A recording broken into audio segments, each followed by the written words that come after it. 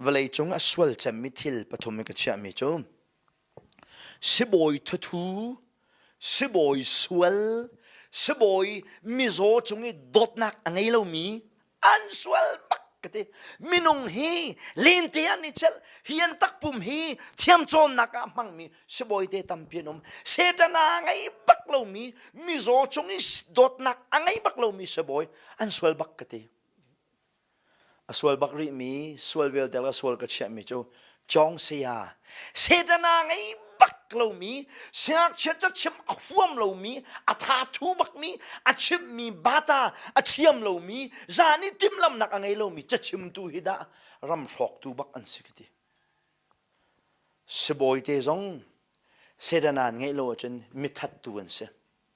chong sia te zong setana dot dak an ngai lo sia chen ramui tar tu minau ttha an mit ahup di tu hi chong sia thalo an se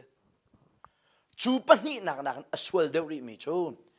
Pathian betak apem tung lowi pulpita adir peng mi thong chim tu hi amai tak mi kan se Siibawi te mi an nak an va so kho mi chu chan toi te chung long se sia te ni mi nun nak an so kho mi chu an chan chung te long se pastor le evangelist ni minung nun nak an so mi chu zung zal hachang real nak muna mi kha tu kan se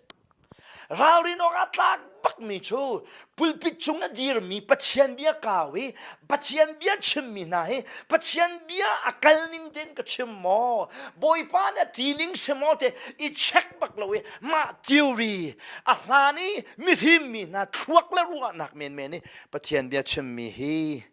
ti anong bak mi fung tam cemmi tok na ding mi chu kan si chu cha chun pawl ni mi pi lungmong pawl kha adot tuk nai lungmong pawl kilvin naka khan hi Cawnpiak tu man lo pawl hi va pul masana salo va thi masana salo chu nuwa chen lungmong pawl hi Pathian betak an theilai ti nak cha Cawnpiak tu man lo pawl thiam chautar nak chu thiam chautar kan si kho nak ha ding cha ttuannak ai telve nol bezul nak ai telve thil chatu ai telve atimi nakha chat asap na ti hi tu zana apani nak achem kadu mi se